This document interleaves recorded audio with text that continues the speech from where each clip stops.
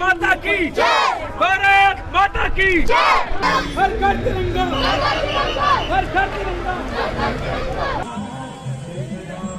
वहाँ पे भारत माता जय के या वंदे मातरम के नारे लग रहे हैं। जी यही तो जमहूरियत है, यही तो जमहूरियत है। क्या सर हम तो तब से ही, जब से मेरा जन्म हुआ मैं तब से ही खुश हूँ। मैं हिंदुस्तान का शहरी हूँ और उम्मीद करता हूँ कि इस 15 अगस्त को हम एक खुशी से मनाएंगे और जो शहीद हुए हैं उनको याद करेंगे। मेरे ख्याल से जी अगर देखा जाए नेशनली देखा जाए तो यूनिटी के लिहाज से बड़ी अच्छी कैंपेन है, क्योंकि उनकी बहुत सारी स्टेट्स हैं, बहुत बड़ी स्टेट्स हैं, और मैं तो बाकायदा इंडियंस को जानता हूँ अपने में जो यूए में रहते हैं, वो डिफरेंट कल्चर डिफरेंट लैंग्वेज के हैं, लेकिन जब उनकी बात होती है तो वो तिरंगा उनका एक ही है। भारत माता की जय, भारत माता की जय, भारत माता की जय, वंदे वंदे, हर घर तिरंगा, हर घर तिरंगा। कश्मीरी लोग अपनी जगह ठीक है, उनके पास इंडिया का एजुकेशन सिस्टम है, उनके पास जो इंडिया के पास दुनिया के इतने सॉफ्टवेयर इंजीनियर हैं कि इंडिया को अब किसी आईटी बंदे की जरूरत नहीं है, उनके पास पहले अवेलेबल हैं। उनके पास वो सिस्टम है एजुकेशन का जिसकी दुनिया तारीफ करती है। कश्मीरियों के पास, मैं कहता हूँ कि कश्मीरियों को अपनी जगह पे रहने दे, पहले हमारी तरफ देखें, हमें एजुकेट करें, हमें जो इंटरनेशनली है हमारी इज्जत कोई हो दुनिया। आप कहें तो मैं इंडिया की बात कर देता हूँ। आज इंडिया की टेक्नोलॉजी क्यों तेज है, उसकी वजह यह है कि मैं कुछ साल पहले अगर आप जाएं उसकी बताइए तो चाइना वाले लोग आए थे इधर इंफॉर्मेशन टेक्नोलॉजी का प्लांट लगाने। पाकिस्तानी हुकूमत ने बोला हमें क्या दोगे, इंडिया ने बोला हमें कुछ ना देना, हमारी आवाम को सिखाना। जय हिंद दोस्तों सबसे पहले तो आपको और आपके पूरे परिवार को स्वतंत्रता दिवस की हार्दिक शुभकामनाएं। और दोस्तों कश्मीर के लाल चौक पर तिरंगा फहराते हुए देखकर पाकिस्तानी मीडिया तिलमिला उठी है। पाकिस्तानी है और इसी से आज़ादी की कदर होगी, उन्हें एक आज़ाद माहौल में रहने की बिल्कुल दुरुस्त कह रहे हैं। तो इंडिया का ये जो कैंपेन है इसको आप कैसा देखते हैं? मेरे ख्याल से जी अगर देखा जाए नेशनली देखा जाए तो यूनिटी के लिहाज से बड़ी अच्छी कैंपेन है, क्योंकि उनकी बहुत सारी स्टेट्स हैं, बहुत बड़ी स्टेट्स हैं, और मैं तो बाकायदा इंडियंस को जानता हूँ अपने में जो यूए में रहते हैं, वो डिफरेंट कल्चर डिफरेंट लैंग्वेज के हैं, लेकिन जब उनकी बात होती है तो वो तिरंगा उनका एक ही है।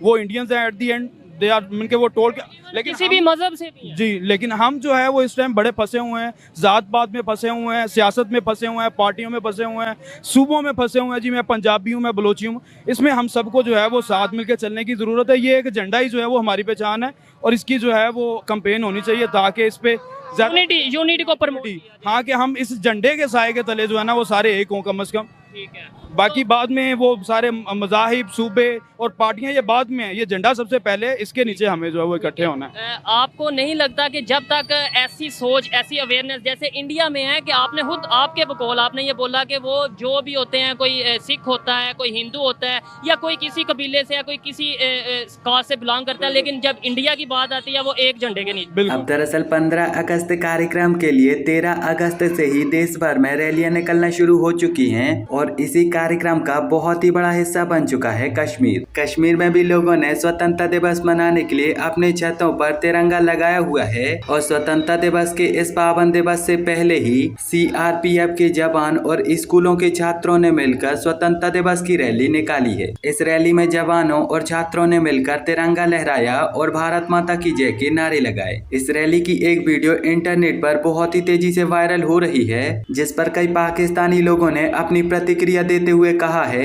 कि यह वीडियो देखकर हमें पता चलता है कि वास्तव में कश्मीरी लोग भारत में आज के समय कितना ज्यादा खुश हैं कि वह अपने घरों में तिरंगा लगा रहे हैं और हर्ष और उल्लास के साथ स्वतंत्रता दिवस की रैलियां निकाल रहे हैं। आपको बता दें कि भारत ने इस बार 100 करोड़ तिरंगा लगाने का एक बहुत ही बड़ा वर्ल्ड रिकॉर्ड भी अपने नाम किया है। कश्मीर के अलावा देश के अन्य राज्यों में बहुत ही ज्यादा खुशी और हर्ष उल्लास के साथ यह पावन पर्व मनाया जा रहा है, और देशभक्ति के संगीत पर छात्रों के द्वारा नृत्य और रंगारंग कार्यक्रम किए जा रहे हैं। आज इंडिया के प्राइम मिनिस्टर नरेंद्र मोदी साहब ने एक स्पीच की है इंडिपेंडेंस डे के मौके पर।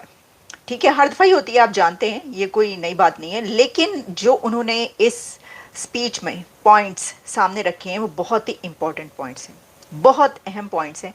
सबसे पहले तो हम तो घात लगाए बैठे थे, आंख रख के बैठे हुए थे कि मोदी साहब ने जैसे ही पाकिस्तान का नाम लेना है और पाकिस्तान के लिए वो जो भी कहेंगे हम फटाफट उसको उठाकर पकड़ के और हम उसके ऊपर प्रोग्राम कर डालेंगे। लेकिन इस स्पीच में नरेंद्र मोदी साहब ने पाकिस्तान को फुली इग्नोर किया है, बिल्कुल इग्नोर कर दिया पाकिस्तान को। नरेंद्र मोदी ने पाकिस्तान की कोई बात ही नहीं स्पीच के अंदर। वो ऐसा लग रहा था कि वो ये कहना चाह रहे हैं पाकिस्तान, कौन सा पाकिस्तान, कहाँ का पाकिस्तान। तो बिल्कुल कोई बात नहीं की उन्होंने दुनिया पर बात की है, कंट्रीज पर बात की है, दुश्मनों पे बात की है, लेकिन इनडायरेक्टली अगर उनका इशारा इन बातों में पाकिस्तान की तरफ हो तो हो। लेकिन जो हमने पहले, इससे पहले जो उनकी कारगिल की स्पीच थी और कुछ ऐसी स्पीचेस थी, उस तरह से उन्होंने पाकिस्तान का नाम नहीं लिया और पाकिस्तान को इग्नोर कर दिया है बिल्कुल। इसके कुछ पॉइंट्स पर हम बात करते हैं, लेकिन उससे पहले मैं कहना चाहूँगी कि वो एक स्टेट्समैन हैं, ये मानना पड़ेगा। उन्होंने जो तकरीर की, जो स्पीच की, उससे ये पता चलता था कि वो जो भी पॉइंट बता रहे हैं, जिस पॉइंट पर भी स्पीच कर रहे हैं, बात कर रहे हैं, उनको उस पॉइंट पर पूरी तरीके से जो है तमाम नॉलेज है। ऐसा नहीं था कि उनको किसी ने स्पीच लिख कर दी हो और वो उसको जो है वो करना शुरू कर दें और बगैर समझे जो है करते चले जाएं। और ये नज़र आ रहा था कि हर पॉइंट की नॉलेज उनको ना सिर्फ है, बल्कि ये पॉइंट्स उन्होंने खुद लिखवाए हैं और वो जानते हैं कि ये इशू क्या है। हर इशू का उनको भरपूर तरीके से, ये एक तो इसलिए भी बहुत सिग्निफिकेंट उनकी स्पीच थी कि उनकी थर्ड टर्म की ये फर्स्ट इंडिपेंडेंस डे स्पीच थी नरेंद्र मोदी साहब की, तो इसलिए भी बड़ी अहमियत की हामिल थी कि देखते हैं कि इसके अंदर वो क्या कहते हैं। आते बड़े वो हम्बल नज़र आए, उन्होंने बहुत ऐसे अल्फाज भी इस्तेमाल किए जो बहुत स्ट्रॉन्ग हैं, अग्रेसिव वर्ड्स हैं, लेकिन साथ ही उन्होंने अपनी बहुत हम्बल टोन भी रखी। मैं आपको बताऊंगी कैसे। जो आप इसके नीचे जो इस वीडियो का टाइटल है, मेरे प्रोग्राम का जो टाइटल है, अगर मैं ये कहूँ कि सबसे बड़ा पिन पॉइंट यही मैं समझती हूँ, जिसमें उन्होंने कहा कि we will never bend, we will not stop, but we don't want war. एक बड़ा टॉपिक तो यही रहा, उनकी बड़ा पॉइंट उनकी स्पीच का मेरे मुताबिक यही है। लेकिन इससे पहले कि हम इस पॉइंट की तरफ आएँ, कुछ और पॉइंट्स जो मैंने ये बात की कि उनके जो ये स्किल्स हैं और एक ऐसे स्टेट्समैन के तौर पर नजर आए, तो हम पाकिस्तान में बहुत से ऐसे पॉलिटिशियंस को देखते रहे हैं कि जब वो स्पीच करते हैं तो लफ्ज़ ब लफ्ज़, वर्ड टू वर्ड नीचे देखकर पढ़ते हैं। बल्कि कुछ तो ऐसे भी थे कि जो जब पढ़ते थे स्पीच तो पूरे उनका सर झुका रहता था और जब ख़त्म होती थी तो फिर पता चलता था अच्छा ये हमारे ये वाले साहब हैं जो कि स्पीच कर रहे थे, प्राइम मिनिस्टर या जो भी हेड्स रहे। और बहुत से जर्नैल भी ऐसे थे जो इसी तरह स्पीच करते थे।